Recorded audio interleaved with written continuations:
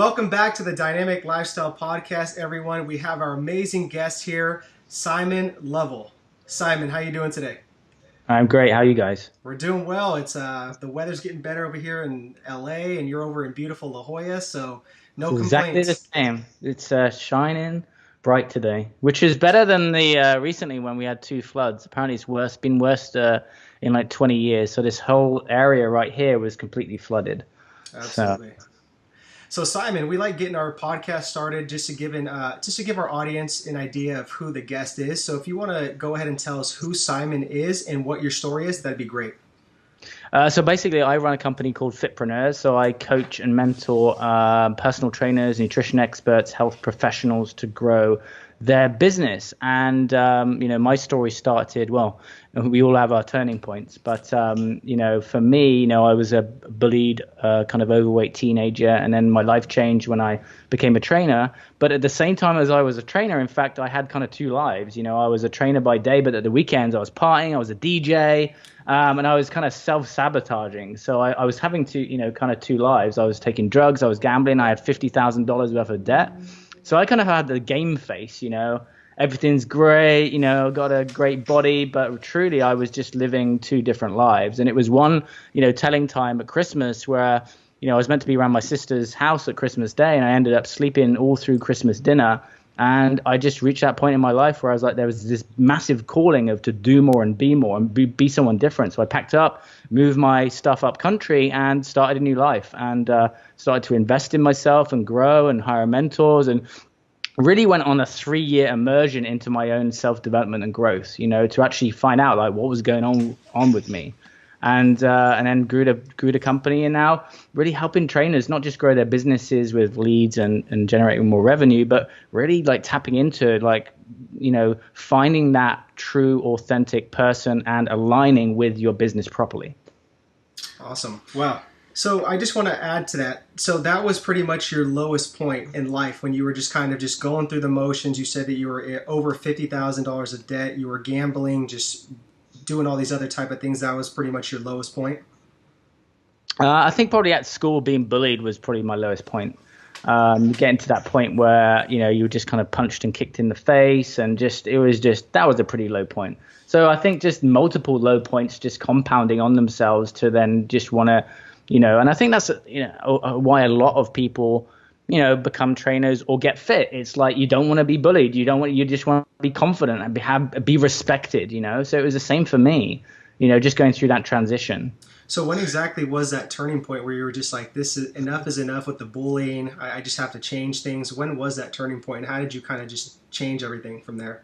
Well, before I became a trainer, it was actually going to a kung fu class, and I actually it took me a few goes to actually walk in because of my low confidence at the time. But what happened was the kung fu teacher took me under his wing and then got me kind of into the gym, and then I started to lift weights, got more confident, but I still had other stuff going on, and the gambling was still there, and then I started to be around the wrong people, taking drugs, all of this kind of stuff. So I think that for me, it was just a deep sense of not knowing myself and a lack of self-worth and not feeling good enough, So, I was making money, but I was sabotaging that money, spending it on rubbish. Now, I had a £120,000 book deal with HarperCollins, but most of it went up my nose, So you can generate revenue, you can start to, earn more money or be in a better job, but what are you doing with that? Like, how is your lifestyle? So oftentimes I think that, and particularly for me, that, my lifestyle, I was just unaware. I was running my life on autopilot. I didn't know any different, and now having, doing the self-development, doing the self-growth, understanding how to manage my money and actually grow myself, that's actually affected my business. And I think that especially for guys, it's one of those things where you have to be willing to put your hand up for help and say, hey, listen, I need some help, whether that's walking into a gym, whether that's getting a business mentor, whatever it is, whether it's getting help in a relationship, and as soon as we think we've got our, frankly, shit together, you got a problem, because, you don't, if you think you've got everything dialed in and you're perfect and everything's fine, there's no room for growth. You have to have the philosophy of never ending growth in every area of your life. And I use this analogy: are you fit if you're shredded but you beat your girlfriend up? You're not. You may be physically fit, but are you emotionally strong? Are you spiritually fit? Do you have your finances sorted out? So growth and fitness to me is evolution in every single area of your life. And that's when you start to get mastery. That's when you start to build better relationships, build a business, or maybe ask for a pay rise if you're in a job, right? Whatever that is, because ultimately it comes down to confidence. Confidence is the key to growth. Yeah, thanks so much for touching on that. I love that, being emotionally fit. And I think that there are so many people out there that are not emotionally fit. And like you said, you have to be open to asking for help and wanting to change. It's a nonstop avenue of personal growth going forward. And I think a lot of people where they don't want to surrender. They're always in that survival mode where, their ego is so high, their belief system is so strong. They were raised by their parents with certain, beliefs, and they're kind of emulating their lifestyles. And it's one of those things you have to be open and surrender to asking for help to constantly change. Yeah, a big one for me was, meditation and getting involved in that and just understanding how it worked. And so many people think it's kind of woo-woo, but, it's really impacted and shifted my life. It's helped me to generate a lot of revenue, helped change more lives, and has helped me tap into my intuition, making better decisions, in my personal life, in my business. So you kind of have to seek for that most people don't look to get the biggest growth, and look for those, it's so cliched, but stepping outside your comfort zone. It's so true though, because that's where all growth is, and also discipline. I think so many people just don't have the discipline these days. Everyone's like, okay, fast this, fast that, but it takes time, effort, and energy to get to the next level, whatever you define that is, and whatever you define success as, If we look at two of the biggest challenges, it's like the fears, right? Fear of failure, fear of success. Like you have to identify what's holding you back. And like you say, you got to be willing to put your hand up. Yeah, I'm glad I even touched up on fear, because that could be a whole podcast by itself on that topic. But I want to know, there's a two-part question I have following up with all of this. So the first one is, can you give us some context for some of the listeners that don't know what a Fitpreneur is? So let's talk about what a Fitpreneur is. And then following that up, I want to know, what was it like, that aha moment or that driving force where you're like, you know what, I want to help Fitpreneurs. I want to help them build their business, become better people from all that adversity that I overcame and dealt with. So a Fitpreneur is basically a personal trainer who wants to grow their business to impact more lives. Ultimately you become a personal trainer to change lives, because maybe you've been bullied, or maybe you've lacked in confidence, or maybe you have gotten fit and then you want to help other people get there. So really what I do is facilitate that, but with a heavy focus on mindset, because that's where the biggest growth I've had. As I've evolved and grown as a man and as a business owner, I've seen the shifts and changes that has helped me. So what I do is I'm my own experiment. I continuously grow and evolve, and then I'm teaching that to my students, and it's not just about Facebook ads or running a business. It's about what level of a leader are you? And I'm always asking this question, where am I leading people to? Because as leaders, we're all leaders, right? Whether it's a leader of a family, whether it's a leader and you're leading a partner, or you're leading a business and you're leading staff members, we're all leaders. But as I'm growing and getting to that next level, it's like, I have to continue to ask that question, where am I leading people to? And that helps me to continue to grow, to continue to find that next step. Because ultimately, as we grow and evolve, it's our duty to pull other people up when they're down, because if I don't master my mind and I don't master my business, how can I possibly help others to do the same? And it's not that it never gets challenging. Of course, when you want to break through, and there's a great book by Gary Hendricks called The Big Leap, which is all about pushing past that resistance and getting to the next level. We've all got that next level to get to. And so I'm just, again, an experiment so that I can help others achieve more and create bigger change. Because ultimately, if you've gone in the industry and you've become a personal trainer, you want to help more people. So it's in my interest to help the trainers, because if I'm helping the trainers help 10x more people or 100x more people, then that's creating more change in the world. So we have to get out of ourselves. And that's part of spiritual growth and spiritual development. If you study something like spiral dynamics, which is levels of consciousness, it talks about as you move through the levels, it becomes less about you and more about other people. But you have to go through that evolution and growing. And so everyone is at a certain level of consciousness. And as you maybe have reached pain, because pain equals wanting to shift out of pain, as you start to grow and as you start to evolve as a person, then it becomes more about, okay, how can I give back? How can I give back to my community or to my friends and family? And I'm sure it's the same for you guys. I don't have to be taught to, motivate or inspire. If I get a quote and it's like I'm instantly sharing it because it comes from a place of I want to help. So we can either be a follower, and it's great to follow, but if you want to create that fulfillment, to me, and I've got it on the wall here, one of my biggest values is service, and creativity and achievement, all of that. So knowing what your values are is really important, and knowing what drives you as an individual, because different things drive different people. And as we spiritually grow, that changes. First of all, we want to make some money to get out of survival. I don't have any money. Okay, I want to make some money because I need to survive. And then when you start to generate revenue and you start to create more abundance in your life, then it's about, well, maybe I want to give it back now because I have more and I'm generating more. Okay, so as we evolve and as we do that and we tap into our why, and we've always heard about the phrase, tapping into what your purpose is, that really then helps to be able to give back. If I didn't generate a lot of revenue in my business, I wouldn't be able to go and buy backpacks for the homeless or fly my family members and give them experiences that they would never be able to have. But maybe for some people, it's like a negative association to money, for example. So you have to look at where you are and what your blocks are. And you have to then start to question, why are you not reaching that next level? And a key for me in my growth was turning dreams into decisions. This is a key one. Okay, so I'll give you an example. So for so long, I wanted to move to America. I was in the UK and I was like, I'd love to move to America. And it was one day I went to Wales and I was like, I'm not happy where I am. And I was like, why? I want to go to America, but why am I putting it off?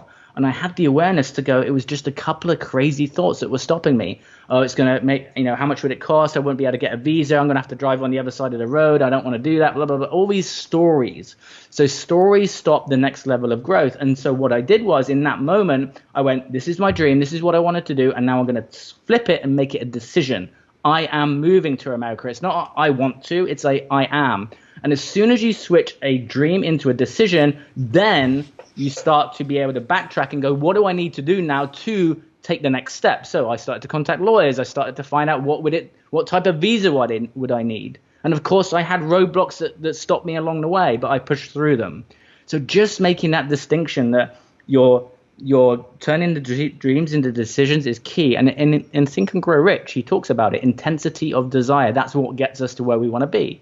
So anywhere that we have gotten to started with a thought. Everything that we have in our life starts with a thought. So everything that you want to get in the life that you want to have starts with a thought, but you have to have intensity of desire. We all know what it's like when you see someone that you are attracted to and you're like, it's like a desire. You want it badly, right? So you have to take that same philosophy into other areas of your life. And if you don't have that desire, then find something that does get you fired up, that you do want. And then the decision is a lot easier. I love this because this all comes down to kind of changing your mentality. And we're huge on that as well with our clients as well, and kind of what we talk about, because too many people often want to sit there and get bigger muscles. They want to make X amount of dollars, but they never want to sit there and try to grow their mindset, and that's something we're huge on too. And you kind of spoke to all that. So would you say, as you've been working with Fitpreneurs before, would you say, obviously the mindset shift is one big issue, but what would you say another couple of issues are for a Fitpreneur trying to get to that next level, and what's that barrier? Worrying what other people think. That's one of the biggest ones, because if you have that fear, then it stops you from posting on social media, it stops you from making connections, it stops you from public speaking. And so that's one of the biggest ones that really cripples people. And that's what affected me. I did an income jump from, I think it was 60,000 a month to 100,000 a month in 1 month. And that jump came when I removed that fear. And so this comes from stories. And so if you do have the fear of what people think, here's a good question to ask. Is it people or is it a person? Because often what I find when I ask that question is maybe it's just that one person that it's stopping them from moving forward because of fear of that person. And so once you start to understand that your fear of judgment from others is you judging other people, you can actually get a great breakthrough. Because oftentimes it's just a story in our head of this person's going to think this person's going to think that. What if I'm successful and my family members don't like it? Whatever that is, identify who it is and then start to flip the thoughts around and then take action to overcome it. Love that. Yeah, that's powerful. I mean, criticism is just, it's so powerful, and a lot of people just use that as a barrier, and it paralyzes them. So thanks for touching on that.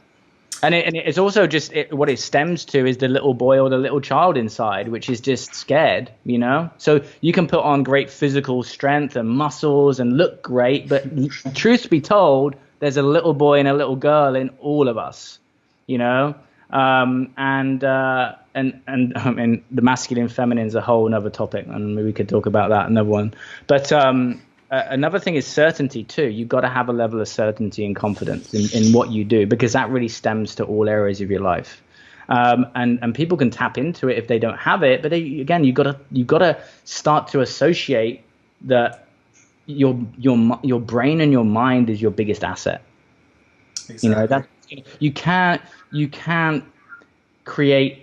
I can't create the business I want to create that I don't have now with the mind that created the one I have. Right. So what does a fitpreneur do if they have all this uncertainty, they're afraid of criticism, and they have fear when it comes to marketing themselves as a fitpreneur, because marketing is such a key component to everything these days. So what does a fitpreneur do in that case? Being vulnerable, being honest, it's just sharing and getting outside of your comfort zone. One of the processes I take my clients through when they first come on board with me is a 7-day video process that gets them completely outside of the comfort zone and gets them doing stuff that they really don't want to do, because that's where all the growth is. You know, I jumped out of a plane because I didn't want to jump out of a plane. You know, so I look for doing that. I actually called it, at the time, it was called the 7-figure jump. I was scared of heights. And the first time I jumped out, it was real scary. The second time, it was like half as bad. The third time, it wasn't as bad as that. So we have to understand that, you know, any new experience that we're going to encounter that gets us to a next level is always going to be painful to a certain degree. And then it starts to subside. And once you start to understand that it's just a process, it just highlights the fact that people love to stay where they are and where it's comfortable. Mm-hmm. So you have to decide, is that what you desire? Is that what you're seeking to do? Does it excite you that much to overcome the fear that presses against it? So what are you more driven for? To get the thing that you want, or to let the fear hold you back? Right. And that's where, again, the intensity of desire comes in. Right. And would you say that having mentors, higher level coaches, you know, joining masterminds, that's something that could support that fear and criticism? Well, it's critical. I was with Richard Branson on his island, you know, Necker, and, you know, he talks about the power of mentors, and Tony Robbins as being a mentor of mine. I just seek the best. You have to seek the best, and you have to be willing to invest in yourself. Most people aren't willing to invest in themselves, and they want to invest $97 to make $1 million. You know, it's just, we have to start to get real and get like serious about whatever we want to do. And commitment is a big problem for a lot of people. Right. They say that they're committed. We can speak the words out of our mouths, but actually doing it is something different. And the thing is that, you know, there's an education problem too. There's so much information out there, but what gets results? Information is only one part of it. The other part is accountability, commitment, and then another word beginning with C, which most people don't understand about results, which is consequences. What's the consequence if you don't? And you can only get that by being coached, because you really can't do it on your own. Right. And that's so true, because even us, we're not trying to sit here and toot our own horn or sit there and try to like brag, but we've spent $5,000 to $10,000 on coaching days. We've spent $25,000 on masterminds because of that reason you're talking about. There is a such thing as a long cut and a shortcut. I would rather take the shortcut because it's going to accelerate my process. I'm learning from these higher level mentors and coaches that have made the mistakes, and I'm going to avoid making the mistakes, and they're going to guide me in the right direction. And I just think so many people are, like you said, will not invest in themselves and commit to something like that. Yeah, they play not to lose. Right. And you only realize about investing in yourself once you do it. And so most people only do it once they reach a pain point. At the end of the day, you know, all I'm trying to do, and I'm sure it's the same for you guys when you coach people, which is we're trying to get an identity shift. Every thought that we have creates a belief system of who we are, and that belief system shapes our identity of who we are. And so in order to get an identity shift to reach the next level and for it to stick and for you to not to plateau, there has to be a psychological shift where it becomes a habit. So we have to then install those new belief systems, and that comes from powerful questions. It comes from coaching. It comes from the shifting the beliefs of who you are and what you can do. You have to, another great exercise for anyone listening is to write down the beliefs that you need to have to get to the next level. And anyone can do this, no matter what level you're at. What is the belief system that I need to have? What are 5 or 10 of the beliefs that I need to have to get me to where I want to be? Yeah, that's powerful. That's powerful. So let's kind of stick on this belief system. What would you tell like an aspiring fitpreneur, like 2 to 3 of your just golden nugget tips if they're looking to, get into this? Yeah. So one thing I would say is stop trading your time for money. People don't care about time, they care about results. So sell the outcome. That's another one. Also leverage your time, and put people in groups.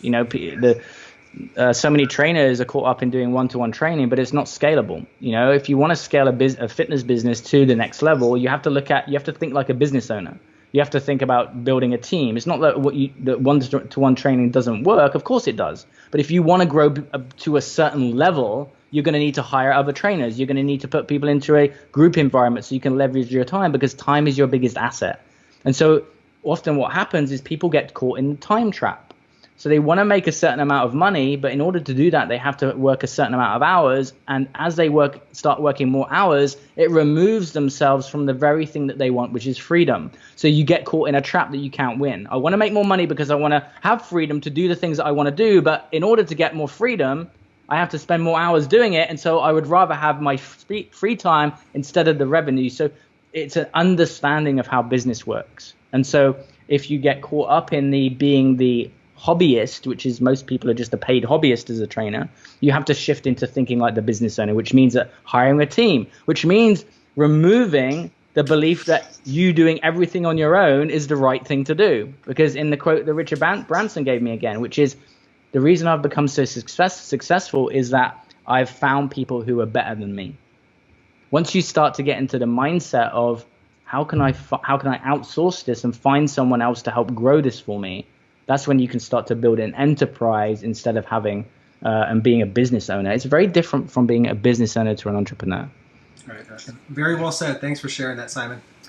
Okay, so let's shift gears here a little bit. All that stuff was great on the Fitpreneurs, the criticism, the fear. I mean, that stuff was golden. But I want to know about you, Simon. So I'm fascinated with somebody's 24-hour day. So let me know, what do you do from morning, midday to wind down routine? What does it look like for a day for Simon? Well, first of all, it changes all the time because it's my belief that I'm always optimizing. I want to hack, I want to find the best edge. So for me, I started, becoming part of the 5 a.m. club. So I get up at 5 o'clock. I meditate before I get out of bed, and I meditate on the things from the place like I've already achieved them. So I get the feeling in my body like I've already achieved the things I want to achieve. And that affects manifestation. Then what I do is I get out and I'm in the gym by 7 o'clock. So I'm training with my trainer between 7 and 8, and then back at work by, back into the home office by 7:30. I start my work day at around 9. I've got team calls. I work throughout my day, do my marketing. I do my podcast, I do my videos. And then I've just actually started now a 90-day yoga challenge. So solidly every day for the next 90 days without a break, I'm going to be doing yoga, which is to help my mental capacity, and also to put something in my day where I'm meditating in the morning, but now it's kind of forcing something mentally in the evening where that can relax me to kind of bookend. I call it bookending, like mindset, so that I've got something powerful in the morning and powerful at night. Now, just within 3 or 4 days of doing that, I noticed a huge difference in the way that I was feeling because I forced and I committed to including that at the end of my day. So now I'm getting 2 training sessions in and a lot of mindfulness too. And then I'm probably in bed by about 9:30 to max kind of 10:30. And for me, education is really important, but I don't read business books or listen. I have a lot of audibles, but I don't listen to business in the evening because I tend to be on like a whiteboard at 3 a.m. if I do that. Yeah. So I tend to listen to some motivation, inspiration in the evening, and keep the business stuff throughout the day. Gotcha. I love that. Thanks for sharing that with me. Okay, so are you ready for rapid dynamic questions? Yes, go for it. Okay, I'm going to throw the hard one at you that I don't normally throw these to start off the rapid dynamic questions. So let's say the owner of Instagram said, Simon, you have one Instagram story that you can do, and I think they're around 15 seconds for an Instagram story. You have one Instagram story you can do, and that's going to reach about 1 million people, even maybe, let's say, 1 billion people. What would that one 15-second Instagram story be, and why? It would probably be around overcoming my biggest fear, and the worrying what people think.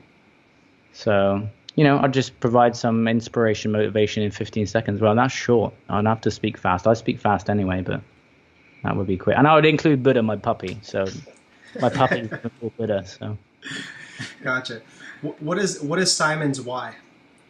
I wasted so much of my life. When I was a trainer and I was taking drugs, I was gambling really. And I actually asked this question recently, and I actually ask a lot of questions in meditation too. Like, what's my why? Because you tap into that information, because sometimes you can't think about it conceptually. Like here right now, it would be hard for me to come up with it. But in meditation, you can get those answers so easily. And I asked that question recently, and it was about wasting time.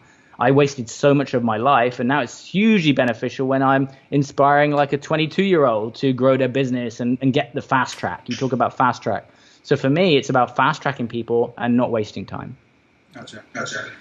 What's a question you wish more people would ask you? That's a great question. People generally don't ask good questions anyway. But what's a question that I wish people would ask me?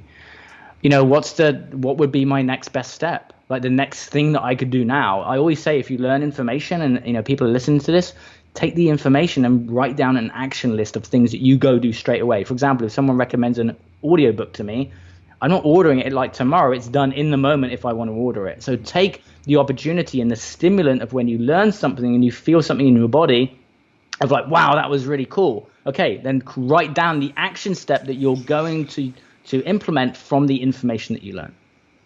Gotcha. What are 2 to 3 of your daily non-negotiables?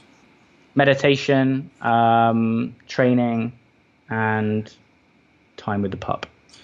And what happens if you don't get those in? My day is, especially with meditation, my day just ends up being a cluster of a mess. And I can't serve properly when I'm at that level, especially on my Tuesdays when I have my platinum and my VIP calls where I've got to serve my clients. I have to make sure I'm in a good state because I've got to serve. And so if I've just got something frustrating going on directly before that, I have to center myself again. So meditation is a non-negotiable only because I see a massive difference when I don't. Mm-hmm. We hear the word freedom get thrown around a lot, financial freedom, freedom to travel. What does the word freedom mean to you? Being able to do what I want when I want, and just if I want to, pack up my stuff and get on a plane and go and work from Hawaii, I can do it. And so for me, it was just, and it's not about what I have, it's about the fact that I can achieve whatever I want. The things that are on my vision board in 2013, I've pretty much got all of it now. And so I have to continuously reassess doing that. So I like to create like a freedom vision board. And if people don't understand why that works, it's because it goes into your subconscious. So if you do a vision board, you got to see it every day. And so then you start to believe it. Mm-hmm. Yeah, we're big on vision boards. That's something Chris and I learned from one of our life coaches, and they really are powerful. When you put them somewhere that's just, very visual, every day it's going to remind you, and it's going to make you push and work hard towards those, those visions. But don't tell anybody, my vision board's better. I would like to see if you draw them or whether you pick stuff out of like newspapers and magazines. Do you have drawing boards or like pencils and crayons, or are you kind of like the cutout guys? Yeah, I'm definitely lazy. So we went the route of cutting them out of magazines because I don't have any artistic skills at all. Well, I think we should do some kind of like draw off between you two, and you should post them somewhere. It'd be hilarious because I'm awful at drawing. Like the stick men I draw are just terrible. That sounds good. Challenge accepted. I'm not sure that the universe would be able to deliver if it wasn't, a sticky. So Simon, with this freedom, what do you like to do for fun? I like to, go out horse ride sometimes. Just go take Buddha down by the sea. I live like literally 10 minutes from the ocean, so I like to go down there and meditate and just go and hang out with my friends. But if I'm brutally honest, I love to work. I love to do some people have this view of separation between work and they talk about work-life balance. But I love what I do so much that it's an integral part of me. So, for example, when I'm going out and doing Facebook Lives, it's I don't see it as like work. It's just me sharing my life and my experiences and sharing motivation with people out there. So I think that's a good place to get into. Now, I do need to schedule into my diary sometime, like relaxation time, like a spa, maybe a massage. It's important, and scheduling is really important too. Just as much as you schedule work-ins, I schedule in my downtime, because otherwise it just doesn't happen. Nice. So what's something that you used to do as a kid, like some sort of activity or hobby that you wish you could just you wish you can do now, but maybe you're not doing it? Something that always comes up in meditation for me, which I need to do more of, which is water parks. I don't know why it keeps on coming up, but maybe I should just go and do that more. Okay. So I obviously have some kind of thing with the ocean or water. So. Yeah. Okay, so we wrote a book titled The New Era of Fitness. Looking back at the past decade and all the experience that you have working with fitpreneurs and being in the industry, do you think we're now in a new era of fitness, and why? I think that as consciousness has gone up, it's naturally evolved into more people are looking for more. And so, I talk about true transformation being, really you need to have fitness, you need to have nutrition, and you need to have mindset now if you're going to be an expert. Because otherwise people are just going to go somewhere else for that piece of it. And you get a deeper connection with your clients. You help them solve and create lasting change, which is more important. And ultimately, if you're not teaching that, you're not doing it yourselves. And so those out there teaching the mindset are the ones that are actually doing it. So if you don't want to teach mindset with your clients, that's a strong signal that you're not in that growth yourself. And so people now are going to be looking for those who can help them get to the next level. I call it three-dimensional fitness. So you've got 1D, which is fitness, 2D, which is fitness and nutrition, and then 3D, which is fitness, nutrition, and mindset together, which creates true transformation. Woo! Man, I would love to give you a virtual fist pump for that one, because I don't hear that enough. I don't, but it is huge. That's where the puck is going. That's what we preach, so I just love hearing that. Yeah, it really is. So Simon, before we ask the last question, this is coming from Chris and I. We just want to take a moment to acknowledge you for everything that you're doing, within the industry, for yourself. I mean, you're you're constantly growing as a person, and you're sharing your gift with the entire world and helping others, reach their dreams and goals. So Chris and I want to acknowledge you for that, and just for taking time out of your busy schedule to come on our podcast, share your wisdom, share your amazing story, which is just awesome. So just want to say thank you. Absolutely. No, thank you guys. And it's great to hear what you guys are doing with the mindset and stuff too, Yeah, absolutely. So what is your definition of living a dynamic lifestyle? Just being able to, I think it's now, and you guys probably experienced this, which was when you were younger, which was maybe there was like a poster on a wall of a car or something, and then you were just kind of like, oh, maybe one day, but you didn't really believe it. It wasn't true. It was just like, yeah, like other people have those types of things or those experiences or create this impact or speak on stage, whatever it is. There's such power in getting to the point where you start to achieve those things, and then you get to the point of like literally anything is possible. And there is a turning point in itself. So I think living a dynamic lifestyle to me is about the realization that I can actually create anything if I want to. That's down to me. Yeah. Love that. It's powerful. All right. So where can our listeners go and follow you and your work, connect with you, and then listen to your awesome podcast, The Fitpreneur? Fitpreneurs is on iTunes. Also, you can head to facebook.com/boylovell, BOYLOVELL, which if you follow me on there, and then fitpreneurs.com, also simonlovell.com too. Awesome. So we'll have all that in the show notes. Again, Simon, thank you so much for connecting with us and your time. Truly appreciate it. Thank you. Thanks, guys. Talk soon. Thanks. Thanks, guys, for tuning into our video. We really, really appreciate it. And before you guys go, make sure to subscribe below to our newsletter so you guys can get our free and new book, The 4 Pillars of Becoming Dynamic Within Fitness.